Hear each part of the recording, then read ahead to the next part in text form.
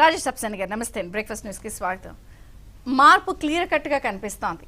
Pending బిల్లులు clear చేశారు. 50 రోజుల్లో క్లియర్ గా 11,000 కిలోమీటర్లు, 860 కోట్ల రిలీజ్. ఎక్కడెక్కడ ఏవేంటి ఎవరన్నా సరే సంక్రాంతికి వచ్చినప్పుడు కామెంట్ చేశారా ఈ బగిలిద్దన్నారు ఆల్మోస్ట్ అదే లాంగ్వేజ్ లో. ఏంటి ఎలా చూస్తారా మార్పు అప్పటికి ఇప్పటికి? మీ అబ్జర్వేషన్స్ ప్లీజ్. ముందుగా ఛానల్లో ఉన్న మిత్రులు అలాగే ఏవేను వీక్షకులందరికీ కూడా శుభోదయంతో పాటుగా ముందస్తు ఆంగ్ల నూతన సంవత్సర శుభాకాంక్షలు. మనకి 2023 నవంబర్ 30 తెలంగాణ ఎన్నికలు జరిగితే ఆ ఎన్నికల ప్రచార సందర్భంగా తెలంగాణ ముఖ్యమంత్రి కేసీఆర్ గారు, నాటి తెలంగాణ ముఖ్యమంత్రి కేసీఆర్ గారు ఆయన ఎన్నికల ప్రచార సభలో ఒక ఖమ్మం జిల్లాలో ఒక ప్రసంగం చేశాడు. ఆయన మనకి డబల్ రోడ్లు ఎక్కడి వరకు ఉంటాయో అది తెలంగాణ, సింగిల్ రోడ్ ఎక్కడి నుంచి బిగిన్ అవుతుందో అది ఆంధ్రప్రదేశ్, మా అద్దాల్లాగా మెరిసే రోడ్లు ఎక్కడి వరకు ఉంటే అది తెలంగాణ, గుంతలు పడిన రోడ్లు ఎక్కడ ఉంటే అది ఆంధ్రప్రదేశ్, కరెంటు వెలుగులు ఎక్కడ దాకా ఉంటే అది తెలంగాణ, కరెంటు కోతలతోటి చీకట్లో ఏ ప్రాంతం ఉంటే అది ఆంధ్రప్రదేశ్ అని చెప్పని కేసీఆర్ గారు చేసిన కామెంట్ దెబ్బకి ఎట్లయిపోయిందంటే ఆంధ్రప్రదేశ్ ప్రజల పరిస్థితి. ఆంధ్రప్రదేశ్ ప్రభుత్వం అయితే నాటి ప్రభుత్వానికి అదేం పెద్ద రోషం పాషం అయింది ఎప్పిలా. ఎందుకంటే సెన్సిటివిటీ ఫీల్ అయ్యే వాళ్ళకి అది నామర్ద. ఆంధ్రప్రదేశ్ ప్రజలు మాత్రం మొగుడు కొట్టిన దానికన్నా తోడుకోడలు చూసి నవ్వినందుకు ఎక్కువ సిగ్గుపడే పరిస్థితి అయిపోయింది. ఇవాళ వాళ్ళు గుంతల్లో తిరుగుతున్న దానికన్నా కూడా అది కేసీఆర్ గారు ఎత్తి చూపి అవహేళన చేయడంతో మన కర్మేంట్రా బాబు అని చెప్పని సిగ్గుపడే పరిస్థితి ఆంధ్రప్రదేశ్ పౌర సమాజానికి వచ్చింది. కాబట్టి ఇవన్నిటి ప్రజల్లో పరిగణలోకి తీసుకొని మే 13 జరిగిన ఎన్నికల్లో ఒక స్పష్టమైన తీర్పు ప్రజలు ఇవ్వడం జరిగింది. ప్రజలు కనపరిచిన నమ్మకాన్ని నిలబెట్టుకునే దిశగా ప్రభుత్వం కూడా అడుగులేస్తూ ఉంది. నిన్న చంద్రబాబు నాయుడు గారు ఒక కామెంట్ చేశారు. ఆయన మొదటి నుంచి అభివృద్ధి చేయటం నా బాధ్యత, తర్వాత వచ్చిన వాళ్ళు దాన్ని విధ్వంసం చేస్తూ వచ్చారు. నేను 3 సార్లు అదే విధమైన పరిస్థితులు అయిపోయినాయి. ఇప్పుడు మళ్ళీ తిరిగి 4వ సారి కూడా మళ్ళీ తిరిగి దెబ్బతిన్న వ్యవస్థల్ని బాగు చేయడమే నా బాధ్యత అవుతుంది అని చెప్పి నేను ఆయన ఒక వ్యాఖ్య చేయడం జరిగింది. 100% వాస్తవం అది. 1995, 2004 మధ్య ఉమ్మడి రాష్ట్ర ముఖ్యమంత్రిగా ఆ రోజు చంద్రబాబు నాయుడు గారు ఆ రోజు జన్మభూమి పథకం ద్వారా కానీ, అలాగే ప్రధానమంత్రి సడక్ యోజన పథకం ద్వారా కానీ, అలాగే పనికాహార పథకం ద్వారా గ్రామీణ ప్రాంతాల నుంచి మండలానికి, మండలం నుంచి పట్టణాలకి, పట్టణాల నుంచి జిల్లాకి, జిల్లాల నుంచి స్టేట్ హైవేస్ కూడా చాలా అద్భుతంగా అభివృద్ధి చేయడం జరిగింది.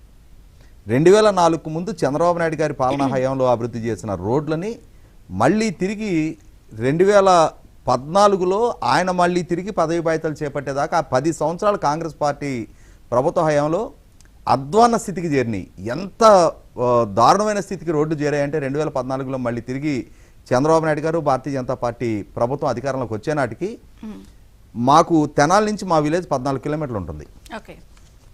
మామూలు పరిస్థితులు అయితే బైక్ మీద అయితే 15 to 20 మినిట్స్లో వెళ్ళొచ్చు. ఆటో అయినా, ఆర్టీసీ బస్ అయినా ½ అన్ అవర్ 40 మినిట్స్లో రీచ్ అవుతాం మనం. అన్ని పల్లెటూళ్ళు, టర్నింగ్ రోడ్లు కాబట్టి అటువంటి రోడ్లలో బస్సులు మేము తిప్పలేమని చెప్పని మానేశారు. ఆర్టీసీ వాళ్ళు బస్సులు ఉపసంహరించుకున్నారు. మా ఊరికి బస్సులు 6 బస్సులు ఉండేవి ఒకరోజు. అటువంటిది ఒక్క బస్సు కూడా తిప్పకుండా ఆర్టీసీ వాళ్ళు మానుకుంటే 2014లో మళ్ళీ తిరిగి పదవి బాధ్యతలు చేపట్టిన తర్వాత చంద్రబాబు నాయుడు గారి ప్రభుత్వమే మళ్ళీ బాధ్యతతోటి ఎన్ఆర్ఈజీసీ, ఎస్సీ సప్లాన్ మ్యాచింగ్ గ్రాంట్లతోటి ప్రతి పల్లెలో 25,000 కిలోమీటర్ల సీసీ రోడ్డు ఫార్మేషన్ జరిగింది. ఇవాళ గ్రామాల్లో ఉన్న మెయిన్ రోడ్లు మొత్తం కూడా సీసీ రోడ్డు ఫార్మేషన్ జరిగింది.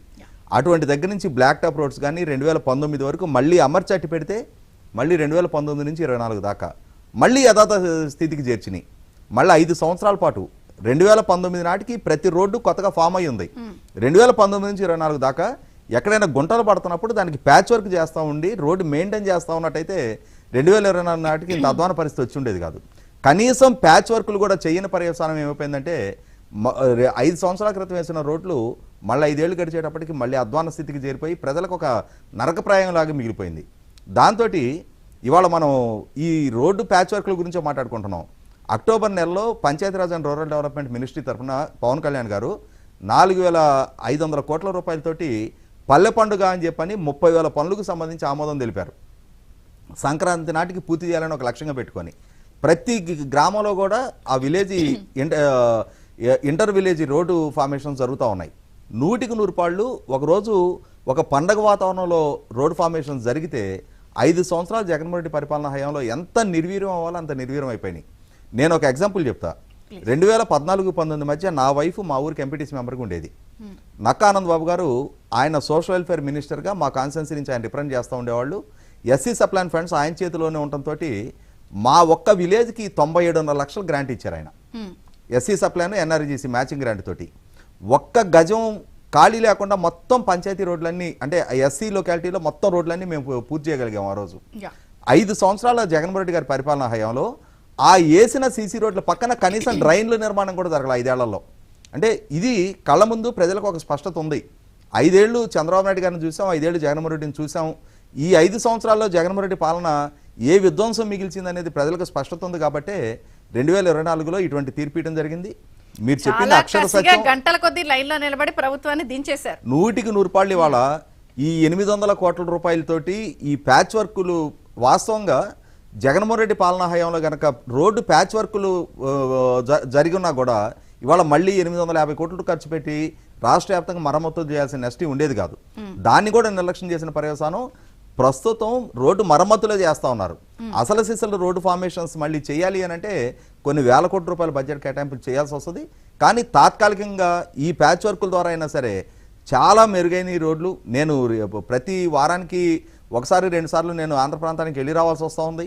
నేను ఆ ప్రయాణంలో గ్రామీణ ప్రాంతాలకు వెళ్తూ ఉన్నప్పుడు వచ్చిన మార్పు చేర్పులు చూస్తూ ఉన్నా. అంతకుముందు రోడ్డు ఎట్లా ఉన్నాయి, ఇప్పుడు ఎట్లా ఉన్నాయి అనేది స్పష్టంగా కనిపిస్తూ ఉంది. అంతకుముందు మంగళగిరి నుంచి తెనాలి రీచ్ అవ్వాలి అని అంటే చాలా చాలా ఇబ్బందికరమైన పరిస్థితి ఆ రోడ్డు. అటువంటిది ఇప్పుడు ఆ ప్యాచ్ వర్క్ దాదాపుగా చాలా వరకు కంప్లీట్గా వచ్చింది. చాలా మెరుగైన ప్రయాణం సాగుతూ ఉంది ఇవాళ. అది మనకి ప్రత్యేకంగా ఎప్పుడో ఒకసారి ఒక కారులో ప్రయాణం చేసేవాళ్ళు కాదు, ఆటో డ్రైవర్లు ముఖ్యంగా ప్రతిరోజు వాళ్ళు 5 ట్రిప్పులు 6 ట్రిప్పులు ఆ గోతులు పడిన రోడ్లలో ఆటోలు డ్రైవ్ చేసి నాకు తెలిసిన వాళ్ళే యంగ్స్టర్స్ 25 to 40 ఇయర్స్ ఏజ్ మధ్యలోనే స్పాండిలైటిస్లు, స్పైనల్ కార్డ్ ఇష్యూస్, నడుములు దగ్గర గ్యాపులు రావటాలు, అంటే వాస్తవంగా ఆ ఏజ్లో రావాల్సిన సమస్యలు కాదు అవి. 60 సంవత్సరాల తర్వాత రావాల్సిన సమస్యలు వాళ్ళకి జీవనోభృతి దృష్ట్యా వేరే గత్యంతరం లేక ఆ గోతుల రోడ్లోనే వాళ్ళ ఆటోలు తోలి